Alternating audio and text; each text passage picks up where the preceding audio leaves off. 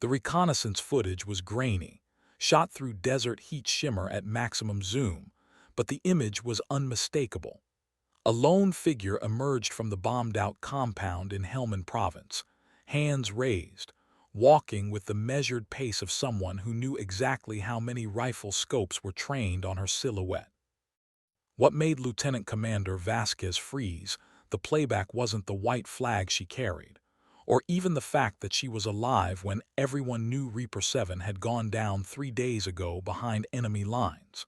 It was the insignia clearly visible on her flight suit, the distinctive eagle and crescent of the Taliban Air Corps, a unit that technically didn't exist. "Run it again," Vasquez muttered, his coffee growing cold as the SEAL team leaders gathered around the tactical display. The timestamp showed 6:47 hours, 47 minutes after sunrise prayers had echoed across the valley. The woman, if the thermal imaging was correct, had waited for the exact moment when the morning light would silhouette her against the compound's entrance, ensuring maximum visibility for any surveillance assets in the area. Commander Sarah Chen, the Pentagon's liaison, leaned forward. "Sir, that's definitely one of ours. The gait, the posture, that's military bearing under duress." But her voice carried an uncertainty that made the room feel smaller, because military bearing didn't explain the foreign insignia, or why someone would voluntarily walk out of a Taliban stronghold broadcasting their position to anyone with eyes in the sky. The pilot of Reaper 7 had been reported KIA 72 hours earlier, when her FA-18 Super Hornet disappeared from radar during a routine reconnaissance mission over the Korangal Valley. The aircraft's last known position had been 15 miles north of this compound. No parachute had been observed. No distress beacon had been activated. The mission had been classified as a combat loss, and the pilot's family had been quietly notified. Captain Miranda Ghost Torres had been an anomaly from the moment she joined the squadron. Not because she was a woman in naval aviation, that barrier had been broken decades earlier, but because she flew with an intuitive understanding of air combat that couldn't be taught in any simulator. Her fellow pilots called it witchcraft. Her instructors called it exceptional spatial intelligence. Torres just called it listening to the machine. Now, as 12 Navy SEALs maintained overwatch positions on the ridgeline above the compound, their Barrett .50 caliber rifles steady on bipods, every man was asking the same question. How does a dead pilot walk out of a Taliban fortress wearing their colors? The radio crackled to life. "Ghost Walker, this is Overwatch 1. We have positive identification on the target, requesting immediate guidance on rules of engagement." The voice was steady, professional, but underneath ran a current of confusion that every operator in the field was feeling. Because in their world, dead pilots didn't send signals, and loyal Americans didn't wear enemy uniforms. But Miranda Torres had never been conventional. As the surveillance drone maintained its orbit at 8,000 feet, capturing every frame of what would become the most analyzed footage in recent military history, she continued her deliberate march toward the predetermined extraction point, carrying secrets that would redefine everything the Pentagon thought it knew about survival, sacrifice, and the true cost of honor in an age of invisible enemies. The morning sun climbed higher, casting her shadow long across the dust, as if the desert itself was pointing toward answers no one was prepared to hear.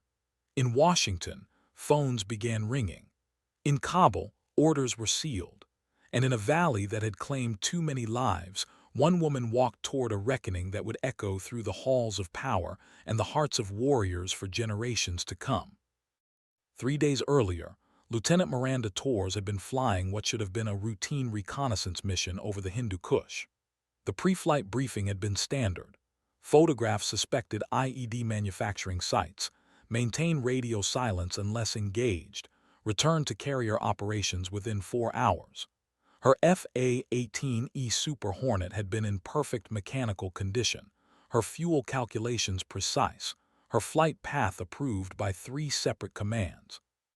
What the briefing hadn't mentioned were the children.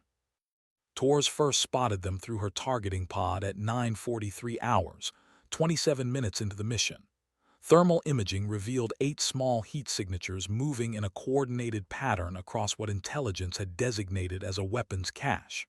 But the movements were wrong, too playful, too random. Children playing, not adults manufacturing explosives. She banked the aircraft into a tighter orbit, bringing the high-resolution cameras to bear. "Damn," she whispered into her oxygen mask. The compound below wasn't a weapons facility. It was a school. Someone had gotten the intelligence catastrophically wrong, and in 6 hours, a full strike package of F-16s was scheduled to turn this place into a crater. Standard protocol demanded she document the finding and report to higher command. Standard protocol would have meant photographing the children, uploading the imagery, and allowing the intelligence apparatus to determine next steps. But Torres had grown up in East LA, where children played in courtyards that looked exactly like the ones spread out beneath her aircraft, and standard protocol had never saved a single kid from bureaucratic mistakes. She tried the radio first. "Watcher base, this is Reaper 7 with priority intelligence update." Static. The terrain was playing hell with communications, just as the meteorologist had predicted. She climbed to 30,000 feet, hopping to clear the interference, but the radio remained dead. Equipment failure or atmospheric conditions, either way, she was alone with knowledge that could prevent a war crime and no way to communicate it. The fuel gauge showed 3 hours of flight time remaining. The strike package would launch in 5 hours and reach target in 6. Simple mathematics. She couldn't make it back to the carrier, report the error, and give commanders enough time to recall the mission.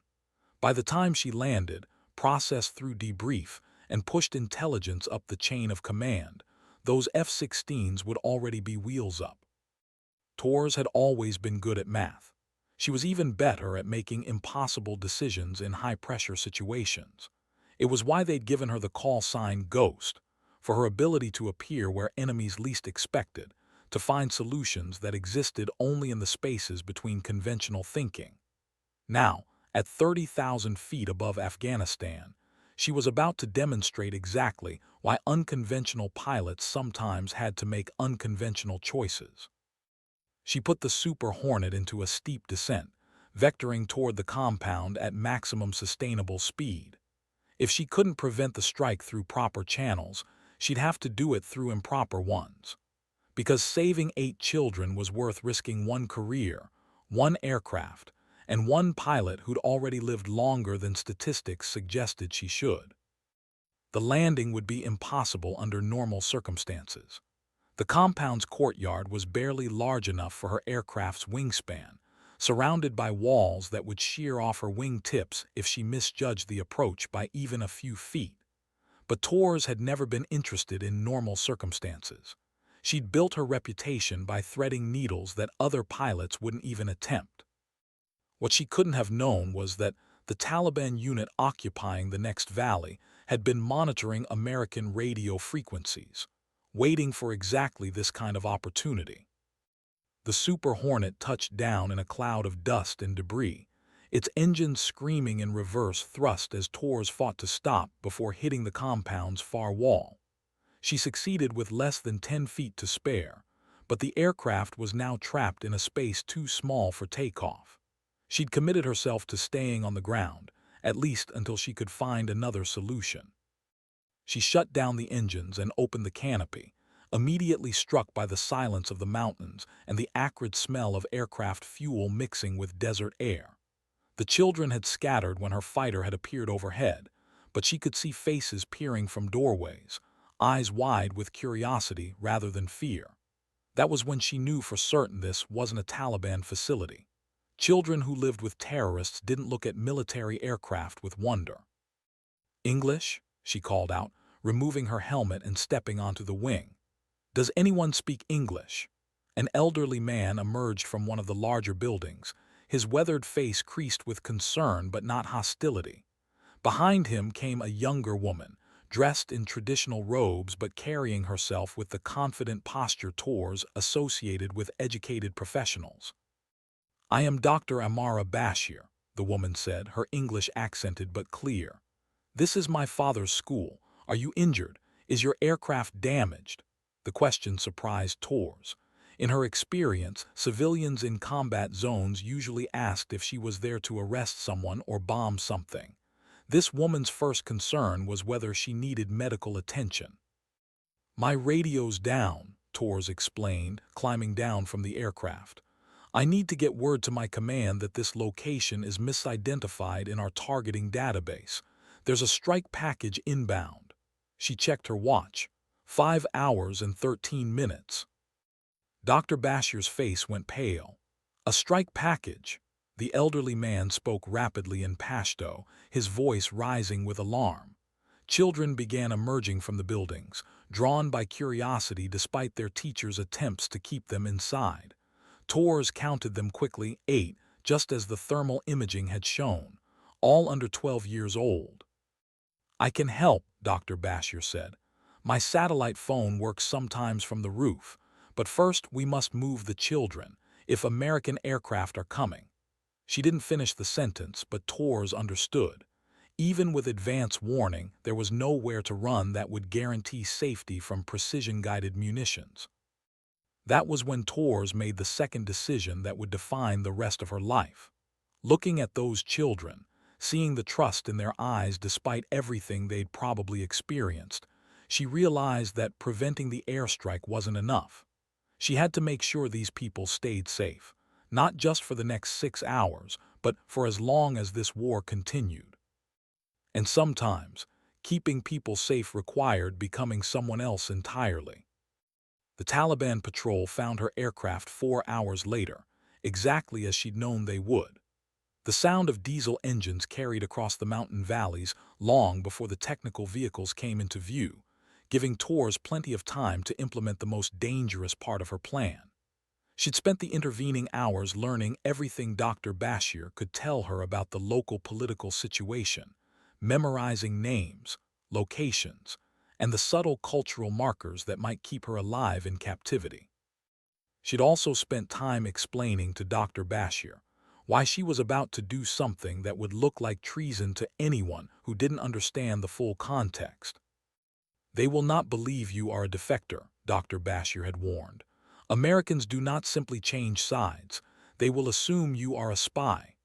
Tors had nodded, checking her sidearm one final time before concealing it beneath her flight suit. She wasn't planning to defect.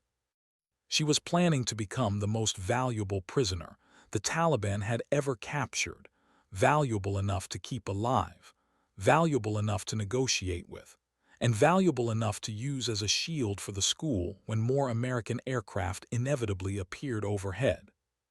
The technical vehicles surrounded her Super Hornet in a classic pincer movement, 12 fighters armed with AK-47s and RPGs. Their leader, a thin man with intelligent eyes and a commander's bearing, approached with the cautious confidence of someone accustomed to dealing with unexpected situations. "You are American pilot," he said in heavily accented English. "Why do you not destroy your aircraft? Why do you not fight?" These were reasonable questions. Standard protocol would have demanded that Tors either disable her fighter or attempt to evade capture. Instead, she'd remained with the aircraft, hands visible, posture non-threatening. "Because I need to talk to your commander," she replied, noting how the man's eyebrows rose slightly at her directness. "I have information about incoming American operations, information that could save lives on both sides." It wasn't entirely a lie. She did have information about operations, and she was trying to save lives. She simply wasn't planning to provide intelligence that would harm American forces. The Taliban leader studied her for a long moment, then spoke rapidly in Pashto to his men. Tors caught enough words to understand the gist. They were debating whether to execute her immediately or transport her to higher command. That debate was exactly what she'd been counting on. Dead prisoners provided no intelligence value. Living prisoners, especially American pilots, were worth their weight in strategic leverage. "What is your rank? Your unit?" the leader asked. Tors provided her actual rank and squadron designation. Lying about easily verifiable information would only undermine her credibility, and credibility was the only currency she'd have in captivity. And what information do you offer? This was the crucial moment, the point where her plan would either succeed or get her killed. I know the targeting list for every American operation in this province for the next 72 hours, she said, which was true. I know the locations your people use that we haven't struck yet, which means I know which ones are being saved for future operations. Also true, though incomplete. And I know which American intelligence sources have been compromised, which means I know who's been feeding us information about your movements. This last part was a calculated bluff, but a reasonable one. Every insurgency had to assume some level of intelligence penetration, and the Taliban leadership would be very interested in identifying potential security breaches. The leader's expression shifted from skepticism to interest. He spoke again to his men, and Torres found herself surrounded by rifle barrels being lowered rather than raised. She was now officially a prisoner rather than a target, which represented significant progress toward keeping everyone alive. 3 hours later, she was sitting in the back of a technical vehicle, hands zip-tied behind her back, watching the compound disappear behind a cloud of dust. Dr. Bashir and the children would be safe for now, but Torres was beginning the most dangerous phase of her improvised operation, convincing the Taliban that she was valuable enough to keep alive while not actually providing them with anything useful. The journey to whatever served as local Taliban headquarters took 2 hours across terrain that would have been challenging for her aircraft and was punishing for ground vehicles. Torres used the time to observe her captors, noting their discipline, their equipment, their communication procedures. Everything she learned might prove useful, either for escape or for intelligence reporting if she survived long enough to make contact with American forces. What surprised her was their professionalism. These weren't the undisciplined fanatics that American briefings often portrayed. They moved with tactical awareness, maintained proper security intervals, and treated her with the kind of careful respect accorded to a dangerous but valuable asset. She began to understand that her captivity was going to be far more complicated than she'd anticipated.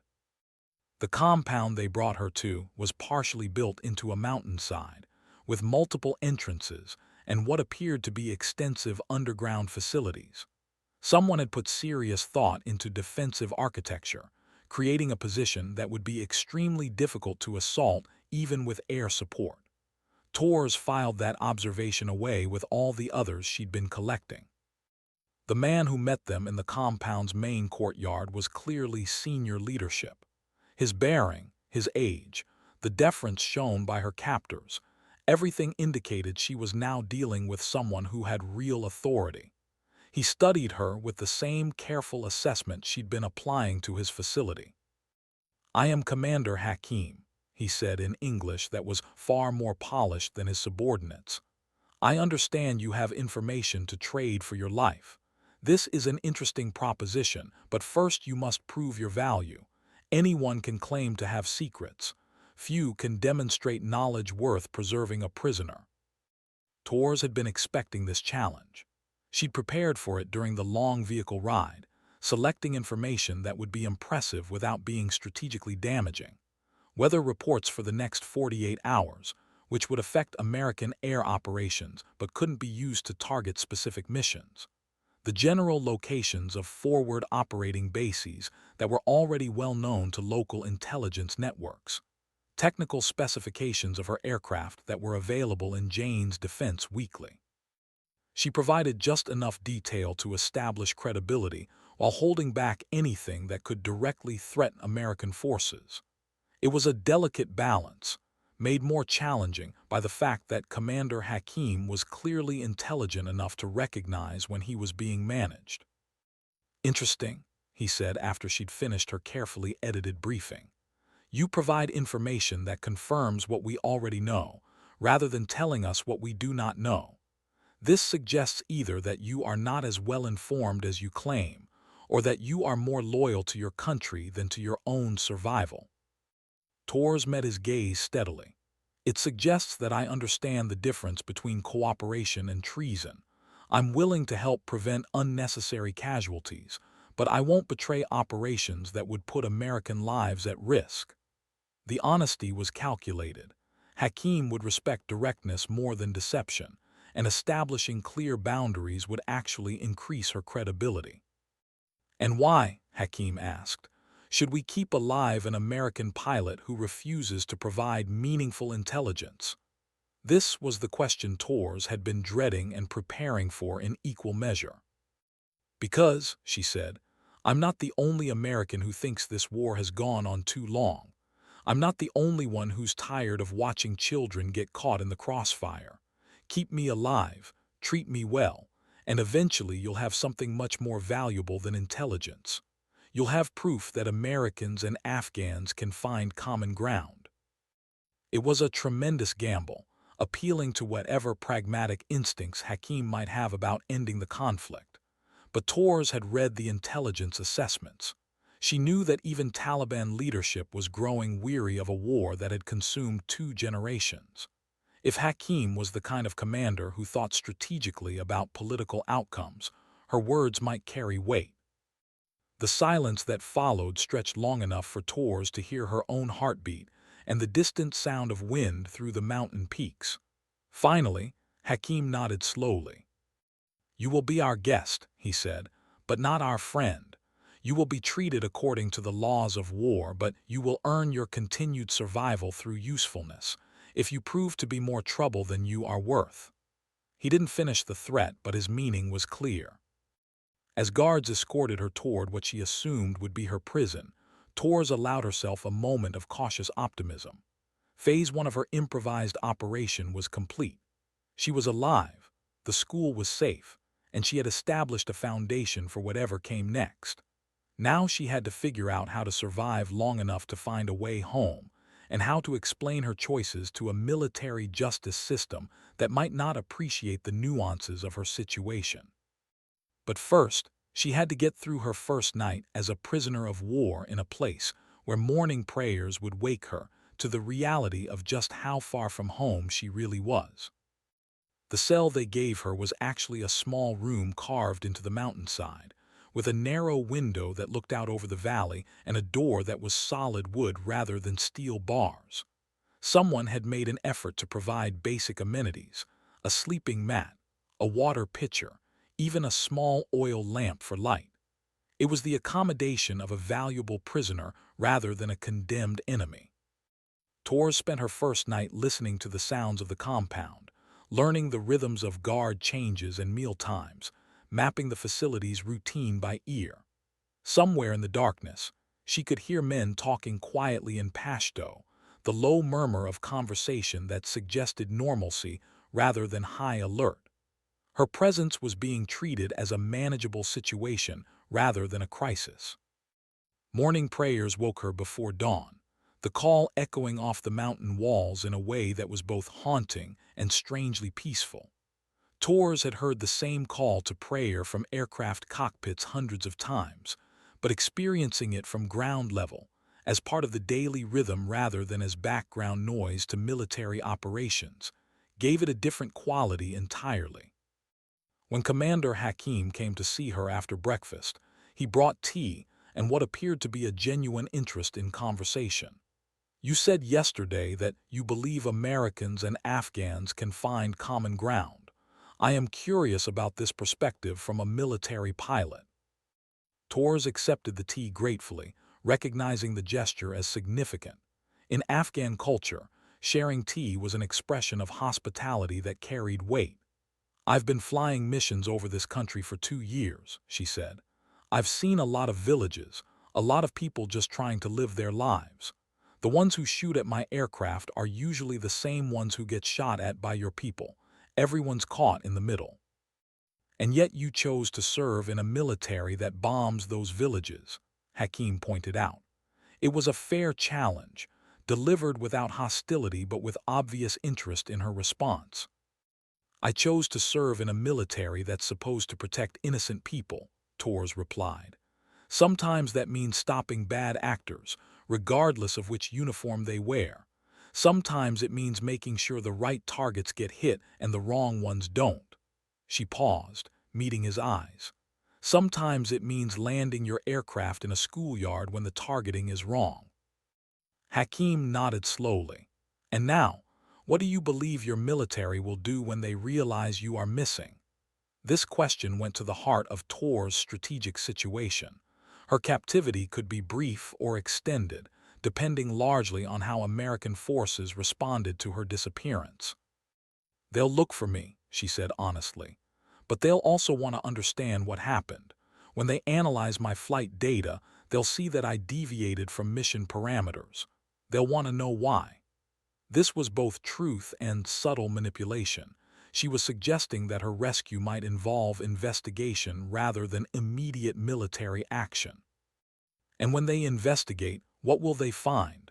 Hakim asked. Torres realized this might be the most important conversation of her captivity.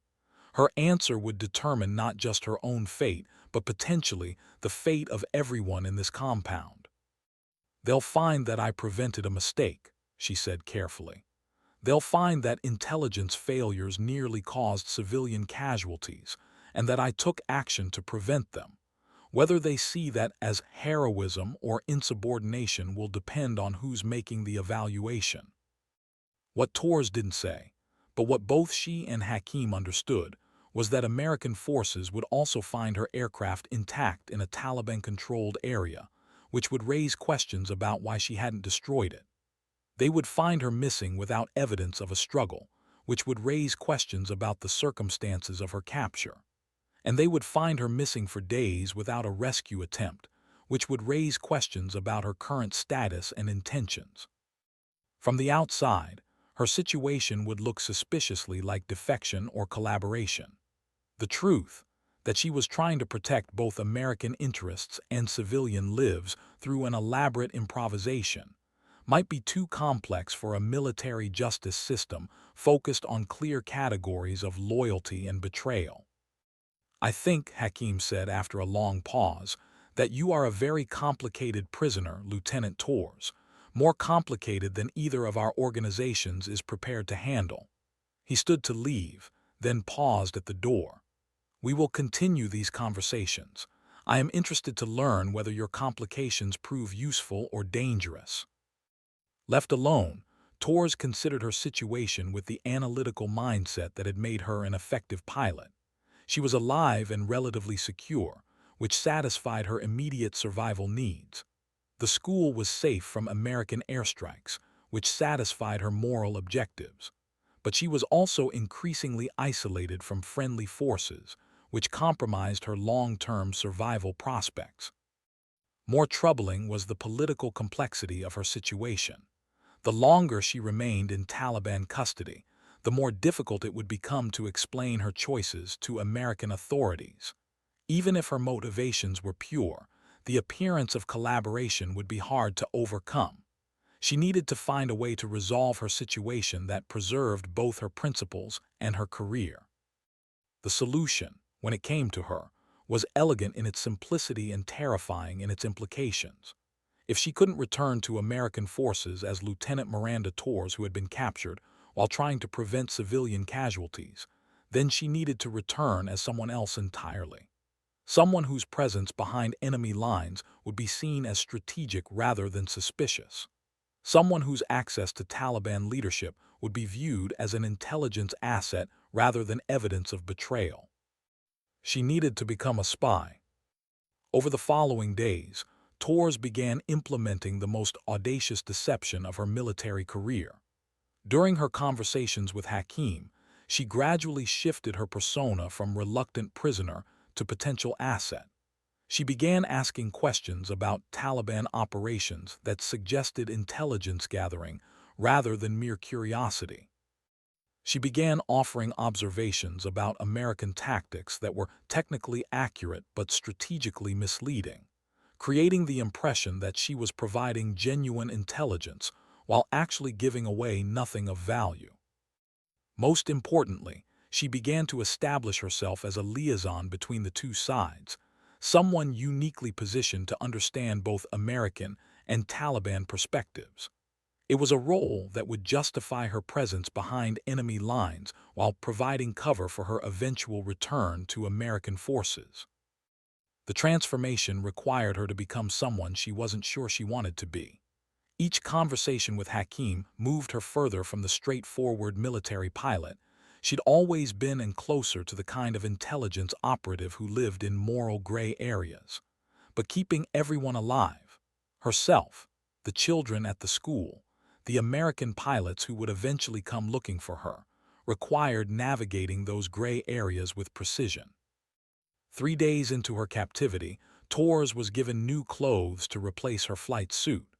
The garments were traditional Afghan dress, appropriate for the mountain climate but also symbolically significant. When she put them on, she ceased to be obviously American, becoming instead a figure who could move between worlds. That evening, Hakim visited her cell with an unusual request. "Tomorrow, you will accompany me to a meeting with other local commanders. They wish to hear your perspectives on American intentions in this region.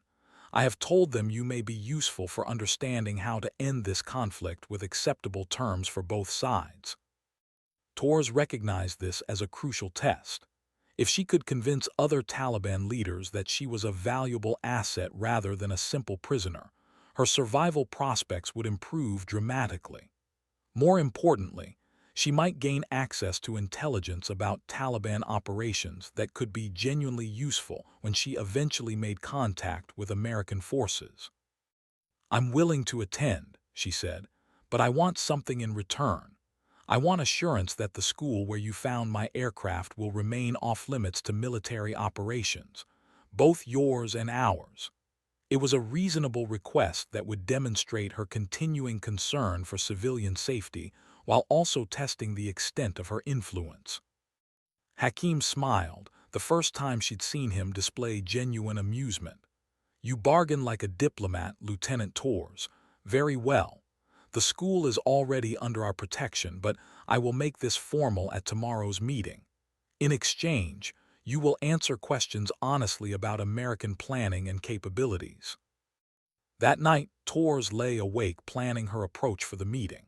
She would need to provide information substantial enough to maintain credibility while avoiding anything that could compromise American operations. She would need to demonstrate value as an intelligence asset while maintaining her loyalty to American interests. Most importantly, she would need to begin building the foundation for her eventual extraction, creating a legend that would allow American forces to accept her return without charges of treason or collaboration. She was about to become the most unconventional prisoner of war in modern American military history, and everything she'd learned about survival, strategy, and honor was about to be tested in ways no training program had ever contemplated. The meeting was held in a larger compound deeper in the mountains, requiring a 3-hour journey in vehicles that had seen better decades, but were maintained with the kind of mechanical improvisation that kept them running indefinitely. Torres rode in the back of a technical truck, her hands unbound but her movement limited by the presence of 2 guards who watched her with professional alertness. The landscape was stunning in its harsh beauty, mountain peaks that scraped against crystalline sky, valleys carved by centuries of erosion, ancient rock formations that had witnessed the passage of armies from Alexander to the present day. Torres found herself understanding why so many civilizations had struggled to control this terrain, and why so few had succeeded permanently. The compound they reached was clearly a significant facility, with multiple buildings, extensive defensive positions, and evidence of long-term occupation. This wasn't a temporary camp, but an established command center, the kind of place where strategic decisions were made rather than simply implemented. The men gathered in the main meeting room represented the Taliban leadership structure for the entire region. 7 commanders responsible for different aspects of operations, from logistics to intelligence to direct combat. Torres recognized this as an extraordinary opportunity to gather intelligence, but also as an extreme test of her ability to maintain her cover story. Commander Hakim introduced her with careful formality. This is Lieutenant Miranda Torres of the American Navy. She has requested an opportunity to discuss pathways toward reducing civilian casualties and ending unnecessary conflict. I have found her perspectives illuminating. The oldest of the commanders, a man whose weathered face and careful movements suggested decades of warfare, spoke first. "You are the pilot who chose not to bomb the school." It wasn't a question, which suggested that word of her actions had spread beyond Hakim's immediate command. "I am," Torres replied, recognizing that her reputation had preceded her in ways that could be either helpful or dangerous. "And now you sit with Taliban commanders, discussing American military plans. How do we know this is not an elaborate deception? How do we know you are not recording our voices, photographing our faces, preparing intelligence for your rescue forces?"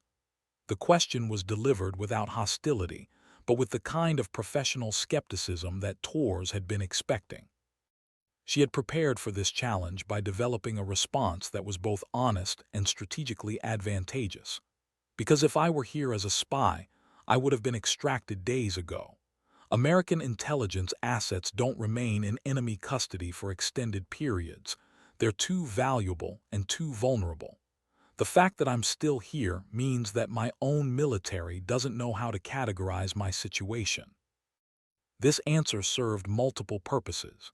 It established that her extended captivity was evidence against espionage rather than evidence for it. It suggested that American forces were confused about her status, which implied she might be genuinely isolated from official support. And it reinforced her position as someone operating outside normal military channels, which made her more credible as a potential liaison. "Then why should we trust you?" asked another commander, younger, but carrying himself with the confidence of someone accustomed to command responsibility. "Because I've already proven that I'm willing to risk my career and my life to prevent civilian casualties," Torres replied. "Because I'm more useful to you as an ally than as a prisoner. And because I'm the only American in this room who understands that this war will eventually end. And when it does, both sides will need people who can build bridges instead of burning them." The silence that followed was filled with the kind of consideration that Torres associated with men who had learned to think strategically about complex problems. These weren't fanatics driven by ideology alone. They were military professionals trying to achieve political objectives through the most effective means available. Finally, the oldest commander nodded. "What do you propose?" The question suggested that her argument had been accepted, at least provisionally. More importantly, it opened the door for Torres to begin shaping the direction of the conversation rather than simply responding to challenges. "I propose that we establish protocols for avoiding civilian casualties in future operations," she said. "I can provide information about how American targeting decisions are made, which would allow you to predict when civilian areas might be at risk. In exchange, you could provide advance warning when your operations might endanger civilians who happen to be in the area." It was a carefully crafted proposal that offered genuine value to both sides while avoiding direct collaboration in military operations. Torres would be providing defensive information that could save civilian lives without compromising American offensive capabilities. The Taliban would be providing humanitarian intelligence without revealing operational secrets. "And what makes you believe your military would accept intelligence obtained from Taliban sources?" asked another commander. This was a sophisticated question that went to the heart of Torres' long-term strategy. "Because my military is ultimately interested in achieving political objectives with minimal casualties," she replied. "If intelligence from Taliban sources helps prevent civilian casualties, my commanders will find ways to use it, regardless of the source. The key is presenting the information in ways that don't compromise the people who provided it." Over the next 2 hours, the conversation evolved from interrogation to strategic discussion. Torres found herself participating in analyses of tactical problems, offering insights into American decision-making processes, and helping identify opportunities for reducing conflict escalation. It was unlike any military briefing she'd ever attended, but it was also some of the most productive strategic thinking she'd encountered in her career. More importantly, she was building relationships with people who could influence Taliban operations throughout the region. Each commander she convinced of her value was a potential ally in her eventual return to American forces. Each piece of information she gathered was an asset that could justify her extended absence when she finally made contact with her own military. As the meeting concluded, Commander Hakim approached her with what she recognized as satisfaction. "You have exceeded expectations, Lieutenant Torres. Several of my colleagues are interested in continuing these discussions. I believe we may have found a path forward that serves everyone's interests." Walking back to the vehicle for the return journey, Torres reflected on how far she'd traveled from conventional military service. She was now actively engaged in unauthorized diplomacy with enemy forces, gathering intelligence through personal relationships rather than technical systems, and operating entirely outside the chain of command structure that had defined her entire career. But she was also potentially saving lives on both sides, preventing escalations that could lead to larger conflicts, and building foundations for eventual peace negotiations. The ethical complexity of her situation was enormous, but the practical results were undeniably positive. The challenge now was surviving long enough to find a way home, and convincing her own military that her unconventional methods had produced results worth the risks she'd taken. 2 weeks into her captivity, Torres had settled into a routine that felt almost normal despite its extraordinary circumstances. She spent mornings in conversation with Hakim, discussing everything from tactical procedures to political philosophy. Afternoons were reserved for intelligence gathering, as she gradually built a comprehensive understanding of Taliban operations in the region.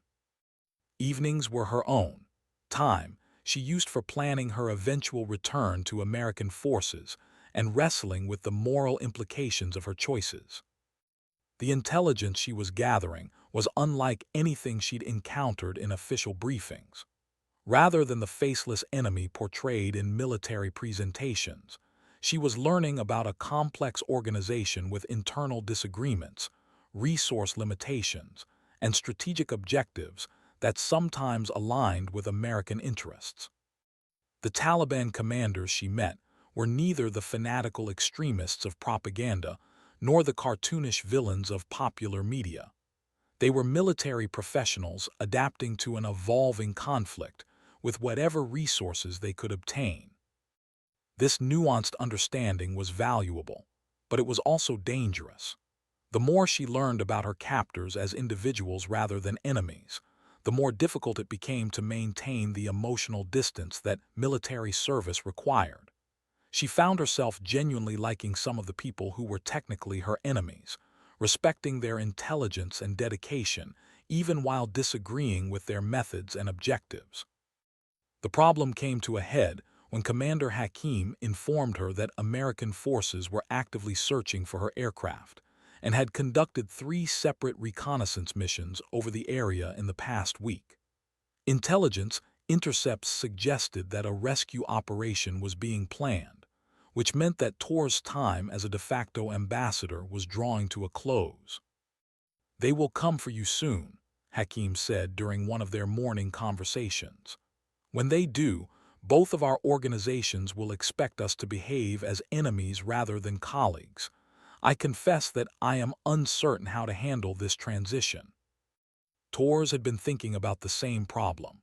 When American forces arrived, whether as a rescue mission or an assault force, she would need to instantly transform from Taliban liaison back to captured American pilot. The men who had become her colleagues over the past 2 weeks would need to become her captors again, at least until she could safely return to American custody. More importantly, she would need to have a story that explained her extended captivity without revealing the extent of her cooperation with Taliban leadership. The intelligence she'd gathered was valuable, but obtaining it through friendly conversation rather than interrogation, wow,